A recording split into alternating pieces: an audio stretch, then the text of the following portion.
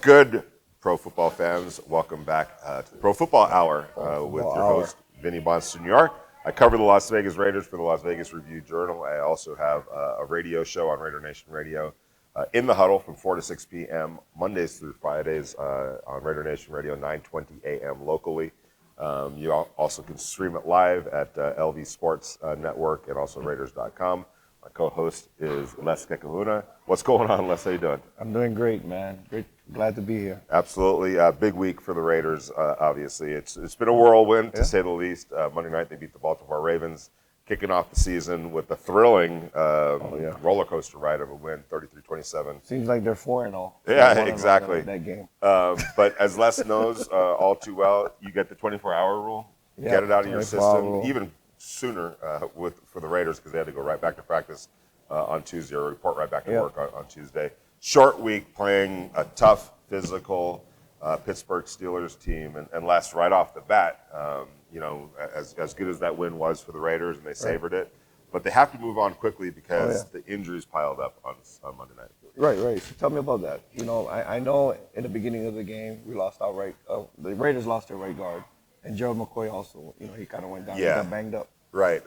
So right guard Denzel Good is out for the year, unfortunately, torn ACL. Oh man. So he's shelved for the season. The Raiders found that out on Tuesday, unfortunately. And then yesterday or Wednesday, Gerald McCoy, his knee injury is also a season-ending knee injury. Feel bad for Gerald. Well, both players, obviously. Right. But Gerald had missed all of last year with the injury and had worked really, really hard to get back. Right. Yeah, to get back. Was really making. He looked good. He made an impact. Definitely. Throughout the game, I was watching him. Yeah, only played 8 plays, but you could tell that he was going to be able to be a help, and his role was going to grow this year once he got more acclimated and better physically, because he was still coming off an injury last year. But he's gone, and it's unfortunate, but that's part of football. Also, let me ask you. After that play with Marcus Mariota, whatever happened? They never went back to those plays. 31-yard run by Marcus Mariota. There was a reason he got hurt, unfortunately. Marcus had been dealing with a quad injury that he had suffered in training camp. Oh man! And how long is he going to be out? They're not sure. They're multiple weeks, so at least 2. They haven't put him on an injured reserve yet. Okay. We'll see if they do. So he's definitely out this week against Pittsburgh. He's definitely out this week against Pittsburgh. And just to explain the injured reserve rules, if you get put on injured reserve, you miss a minimum of 3 games. Wow. So that's why if it's only going to be 2 weeks, the Raiders will keep him on the active roster, not suit him up in games, obviously. So it's kind of one of those tricky areas. We'll see. Further evaluation, they may realize, you know what, this is going to be longer than a 2-week injury. Maybe that's when they put him on IR so that he's not taking up a roster spot. Right. So who's behind him? Well, it'll be Nate Peterman is on the roster. He's a third quarterback. He did pretty well in preseason, right? Yeah, and for a backup quarterback, here's a guy that's been in the system now 3 years. Oh, okay. So he understands. Yeah, and you rarely, in football now, I can't even think of a team in the NFL that has a backup quarterback that's been with them for 3 years, right? They're usually moving around on one-year deals. So it's kind of a luxury almost to have a guy that, okay, if something were to happen to Derek Carr, at least you know that he knows the system. Right. Yeah, he's coming in and he can call all the plays. Right, and so you don't have to do a limited and condensed playbook. Right. So that's the situation heading into Pittsburgh. A couple other injuries to keep an eye on. Who else they got? Josh Jacobs, toe injury. Oh man. That's why he, didn't play. It seemed like he was hurt. he had there's something wrong with him. Right, he was hurt. Unique Ngakoue, the defensive end, dealing with a hamstring injury. Don't know. They still don't know if he's going to be back this season. Don't know. Thursday will be a big day. We're filming this before I head out to practice. We'll have kind of a better idea to see who's out on the field today. He was limited yesterday during a walkthrough, so today's going to be a full day of practice. We'll see if he's able to physically hold up. But, this is part of the NFL. Yeah, and, you're never going to be healthy. Never going to be, never going to be healthy. But fully healthy. Yeah, and there's a difference between, managing pain so that you can still play, and literally dealing with injuries that you can't play. Yeah. And a hamstring injury, Les, I'll throw it to you. Yeah. That's probably something you don't want to mess around with. You can't open up. You know what I mean? You really can't explode and open up. And pushing it, you don't want to push it because it'll linger throughout the whole season. it could turn into a 6-week injury. We've seen that, so the Raiders will be really careful with him in that regard. But it really puts them behind an 8 ball, going to go play a tough team. Yeah, especially up front, because we're going to be, the Raiders will be missing their right guard and Gerald McCoy, so it messes up their defensive front rotation. Yeah, it changes it. Right. So who's taking the right guard position? Well, it depends. If Richie Incognito is he back? We don't know yet. But if he is back, he'll take over at left guard. John Simpson played there in Richie's absence on Monday night. If Richie is cleared to play, he'll start at left. Simpson will go over to the right. They'll move him over to the right. Like this, okay. No. Yeah, and then Simpson will be moved over to the right guard position. Right, but if not, then they'll go with John Simpson will remain at left guard, and then Jermaine Libanor, who they signed 2 weeks ago, maybe a week and a half ago, who came in for when Denzel went out and played pretty well. Denzel went out in the first quarter, tried to come back a little bit early in the game. But Jermaine played pretty well. Yeah. I mean, they did. Yeah, the front played really well. They played pretty well. Not great. Gave him enough time to make these throws, and you're not going to be able to stop the other team the whole game. No, and Carr for the most part, he had the time. He dropped back 59 times. Yeah, 59 that's a lot. times. That's a lot. And there were 3 sacks. Right. But I mean, if you're you don't want the sacks, but I mean, if you're dropping back 59 times, bad things are going to happen. High percentage of sacks going to happen. Right. So again, another big day for the Raiders on Thursday to see if Incognito can be. That's going to be big. If they can get him back, that's going to really help out a lot. Yeah, and so here's my. And he's a leader up front, right? He's a leader, brings some nastiness. Right. I think the run game benefits. We're having him there when he's out there.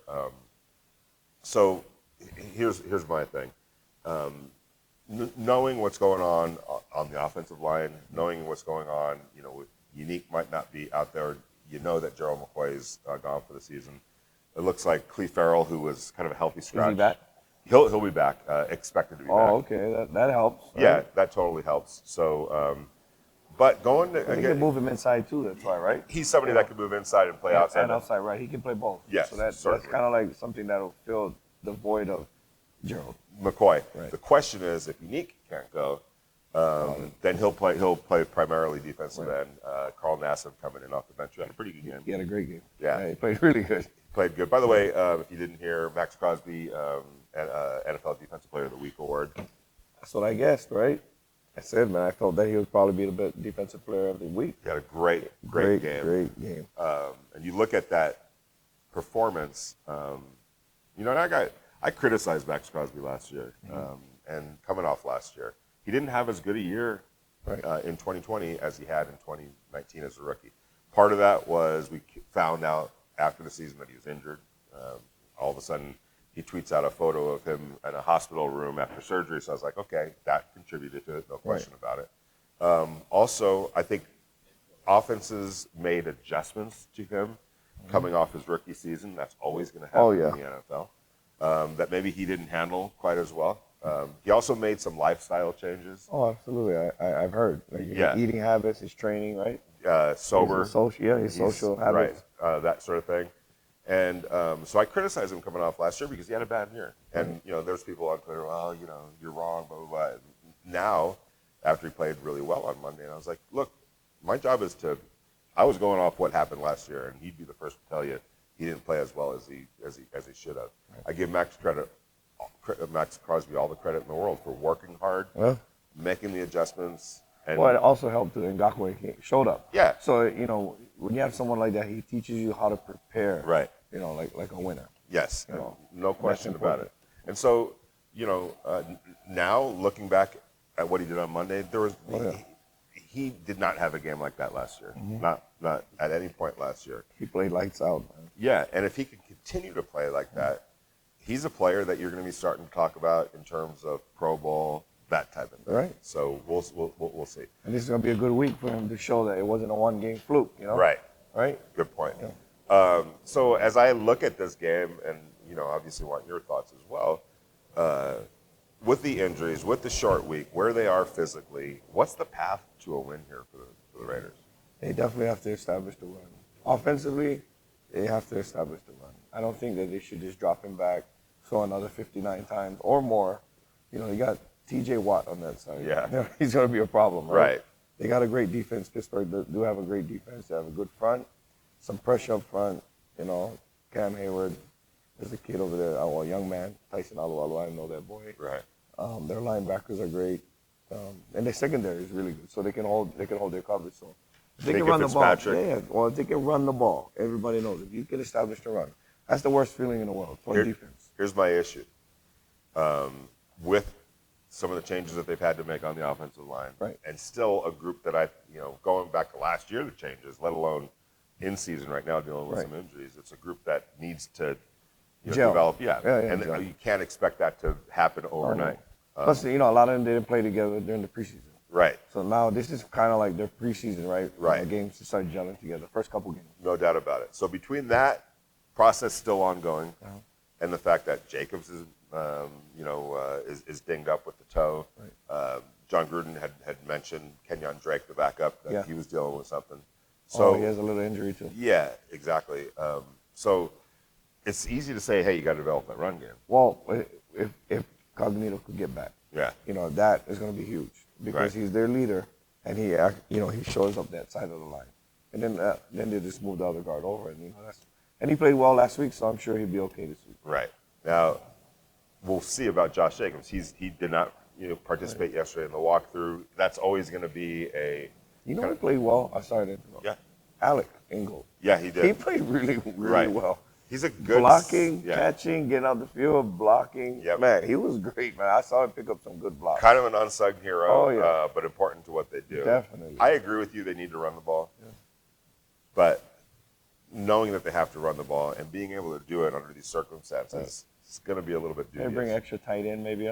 They'll have to. Tight end sets. They're going to. I think, especially if TJ lines up against Alex Leatherwood, definitely the rookie. They're going to chip him a little bit. Yeah, they're going to have to give him a little bit of help, understandably so. Right. And Alex played some pretty good. That was a good defensive line. He played a really good defensive line. Yeah, and this is going to be the same kind of linebacker group. That whole front seven was tough. Right. Which is probably a good learning experience for him, no doubt. So here's the thing. I guess what my point is this. Where the Raiders are physically, I don't see a 33-point production from the offense. I don't know. That's going to be hard. It's hard for me to imagine that they're going to go on the road and score 33 points. So they're going to have to turn to that defense and say, hey. Get some turnovers, hopefully, right? Exactly. If they can get some turnovers, good field position, get some 3-and-outs, get it to punt back to the Raiders and get some great field position, a couple first downs here and there. Last year, we could have never expected the defense to do any of what you just said. Yeah. Be reliable, basically, and make things happen. Right. After what you saw on Monday night, does that change things on your expectations of this defense? Oh, absolutely. Because, it's when they went for it on fourth down, right? It was probably because the coaching staff felt, I can rely on my defense. Right. Because if you can't rely on your defense, you're gonna do things different. Right. So you could see that. The secondary is doing a great job. The two corners, like we spoke about earlier, they're lockdown corners. Right. When you got lockdown corners, you can get really exotic with your blitzing, your coverages, and do a lot of things. Yep. So if you're looking at a score, what are you thinking? 27-13. For Raiders. Wow. Okay. 24 or 27-13. 24 or 27. Yeah. I'll stick with my first call, 27-13. Okay, there you go. Always go with the instincts. Yeah, I'm thinking. I'm just. I think in the low 20s is where the Raiders get offensively. So that means that the defense is going to have to keep them under 20 points. Right. The Steelers. That's kind of for me. That'd be the bottom line for them. I think it will be. It'll be a tough game. One of those. Defensively, I could see it was it's the NFL, but it was really hard to contain Lamar Jackson. And now you face Big Ben. He's still great, but he's not as mobile. No. So now you can do different things with him. Right. So it's a great point. If the Raiders are able to get the kind of pressure on Big Ben yes. that they got on Lamar Jackson, that all of a sudden a 3-sack day turned into a lot more. And I'll give Big Ben credit, and we talked to Max Crosby about this yesterday. You got to bring that big dude down. Yeah. He's a big guy, and he fights it off and can still throw, and you've got arms around him. So that's a whole different kind of a situation. But in terms of just escaping and running and breaking off a 34-yard run, that's not going to happen. That's not going to happen. Right. So it'll be a different type of skill or athlete that the Raiders. We may not need to spy a linebacker with him because of his threat of his legs. So you can do a lot of things. You can drop guys into coverage. Yep. Do things differently with the skill set that Big Ben has. Right. So you're thinking a win for the Raiders? Yes. I haven't gotten to that point yet. I still have a day or so to think about it. And also, I want to see where the Raiders are a little bit more, get a better idea of where they are physically. Right. But it's definitely a big game coming up. If they could start 2-0 against those two teams, the confidence is just go through the roof. Exactly. 1-1 isn't devastating whatsoever. Well, Pittsburgh lost. Pittsburgh lost a lot on their own line. Yeah. Villanueva, who's now with Baltimore, was their left tackle for 15, 12 years. Right. So that's a big hole and gap to fill. Yeah, and kind of like the Raiders. They lost the center. Pouncey's not there no more. Those are two Pro Bowlers and leaders of their O-line. Yeah. They lost 3 or 4 offensive linemen, new guys, and I know got new talent every year, but it's a lot to deal with up front to change. 3 or 4 different guys. And that's a little bit different for the Steelers because they usually count and bank on continuity. Right. So there's some change definitely up front. Yep. I think the Raiders can take advantage of. It's still weird to me that they went to Buffalo and were able to win that game, but their special teams stepped up. Buffalo didn't play all that good. Any given Sunday, man. Yeah, exactly. But it was an eye opener for me because it makes you think, okay, that's if you could go to Buffalo and win against a playoff team. Oh yeah, you're dangerous, and they're well coached, right? They had years. Remember when Big Ben was out, they still made the playoffs. Right. So they're a well coached team, and they have other talent around them. But I just see that. I think the Raiders, if they're well coached as well. They're on that high on the ascend. It's a great win they just came off of. Yeah. They can ride that wave into Pittsburgh. They could be successful. Last question that I want to ask you. We're going to do a little bit of a short show today, heading into the big game. But Derek Carr kind of was locked in a little bit on Darren Waller earlier in that game on Monday night. Yeah, he was. I felt like he found things. He had 19 targets. A bunch of them were in the first quarter. Probably a little bit too much. And nothing wrong with that, right? Going to him. No, he still finished with 10 catches, 105 yards, and a touchdown. So he's like, "What's up?" Right. But I felt like as the game went on, Derek Carr found a little something with Brian Edwards. He found a little something with Henry Ruggs, Hunter Renfrow. That he's Jones. Yeah. So I think that how that game ended and how it ended specifically with Brian Edwards all of a sudden, stepping up, and then Henry Ruggs, I think that's going to carry over. Like, I think that helps Carr with his confidence because as a quarterback, you want to know that those guys are going to be able to deliver when you get involved. So I think some of the confidence that got established, between Derek and some of the other receivers, it's going to be important. And Edwards and all that. I think if you rewatched the game, I know you were there and probably saw the same thing. Henry was open a few times. Yeah, he was going down the field wide open. So that's easy to see it from up top, though. But that's something now that that's why it's so important to finally get some film of yourself, let alone of the other teams, but of yourself. Because you don't have that going into a first game. There's no preseason. And even in preseason, it's a little bit different because nobody's doing anything coverage-wise. Just real basic. Right. So being able to look at that from Carr's perspective and say, wow, Henry was wide open, or I could have, that should help a little bit. But what I want to finish up with was a little bit of a situation that occurred on Monday night, and the film verifies this. And I know I was getting some texts from some people Monday morning from the Raiders that were like, they were pissed off about some shenanigans that they felt was going on between little extra, like some blatant over the top hits on Henry Ruggs, or excuse me, on Hunter Renfrow. The thinking and the Raiders complained to the NFL. They sent an official complaint to the NFL with some game footage to say, hey, look, this is not cool. because they want to obviously protect Hunter Renfrow, right? And I think the thinking from the Ravens' perspective is, when you look at Hunter Renfrow, he looks like your high school English teacher, right? He doesn't look like. Oh, he doesn't look like. What you talking about, man? English teachers in high school, man. They got muscles, teacher, man. Whatever you want to call it. He doesn't look like a typical football player, wide receiver. And I think that there's an assumption sometimes that, let's rough this guy out a little bit. Yeah. Stick it to him let's a little pick bit. On this guy. Try to get him out of his game, right? And the Raiders were mad, and they let it be known. We talked to Derek Carr. He noticed some things. But here's the thing. Now, and Derek Carr should stick up for Hunter Renfrow. Right. He's a quarterback. John Gruden and the Raiders should stick up for their player and let the league know, we got to clean this up. What was really interesting is I asked Hunter yesterday about it. I go, hey, just saw some stuff on film, and his response was, didn't seem anything out of the ordinary to me. And I know that he knows what was going on up there. But his response to say, really? Oh, I didn't even notice, is the best response possible. Yeah, exactly. You know what? He was playing ball, and he was trying to win the game. And he's letting them know, dude, I know you were trying to get in my head, but not going to happen. Yeah. Maybe we'll see each other again in the playoffs. Right, exactly. And so if you were trying to do something to get out of me, I didn't even notice. Man. I didn't even notice. Yeah, I didn't even notice you. Right. You know so-and-so? No. What do you think about so-and-so? I don't know. What you mean you don't know? I don't even think about him. Yeah. Who's that? What number is he? So a little bit of, I thought, a really good response from Hunter to tell him, hey, man, whatever you were doing didn't matter to me. Why don't you share with some of the listeners? What are probably some of the steps that's going to happen? Where they're making a complaint. Now, how does that work? What they do is they send a formal complaint to the NFL with some footage and just say, hey, keep an eye on, here's the play, here's the play, here's the play.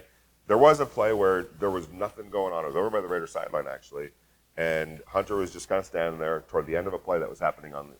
I think it was a scramble by Derek Carr, and he's getting tackled, and all of a sudden a DB just comes and just bang hits him. It was, it was blatant. Yeah. And no, the referee wasn't looking. That's why the player did what he did, I'm sure. So stuff like that. The referee was just being a fan at the time. He was watching the game. He was watching the game instead of doing his job, right? So it was like 3 or 4, I think, plays where they felt like it was that type of thing. And does anything happen to the refs? If they find that they miss some of these calls, whatever happens, what does the NFL do to them? Probably. Or they talk to them and say, hey, you missed this. Right. I think on some extreme cases, there might be some disciplinary action, but it would have to be something consistently. Exactly. But for the players themselves, sometimes, the player who might have done something that the referee didn't see that was illegal could get fined, that sort of thing. So we'll see if anything comes of it. But at the very least, the Raiders put the NFL on notice, like, hey, this was going on. Referees missed it. We want to point it out to you. So that's where it kind of stays at this point. Okay. But I just felt like how Hunter handled it. That was great. Is it just, because if you're that guy, if you're on the other, like, this isn't working. Whatever we're trying to do, it's just he's blocking it right out, and that's how you block things like that. I moved on. Yeah, they want you to keep thinking about it. Exactly, that's the whole point. They win if you keep thinking about it. They win. Right, exactly. All right, hey, I just want to say thank you to Rockstar Bar for hosting us this week's version of the Pro Football Power Hour. We'll be back next week, early next week, to discuss what happened on Sunday. See if the call that I made was correct. Yeah, exactly. I don't know. I'm not ready to call it one way or another. I think it's going to be a difficult week for the Raiders on that short week and dealing with the injuries that they're dealing. But you know what? That's why they play the game. Is there anybody you wanted to thank? I just want to thank Tat. Thank Tat for sponsoring the show as well. All right, awesome. And don't forget to subscribe to the channel. Don't forget to go to Vegas Nation, the app.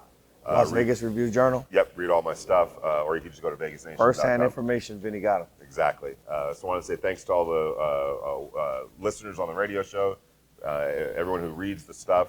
We got you guys covered over the Las Vegas Review Journal. In the Huddle Radio. In the Huddle Radio. 4 p.m. to 6 p.m. Monday through Friday. p.m. Pacific Coast time. Pacific Coast time. Appreciate all you guys, and see you next week.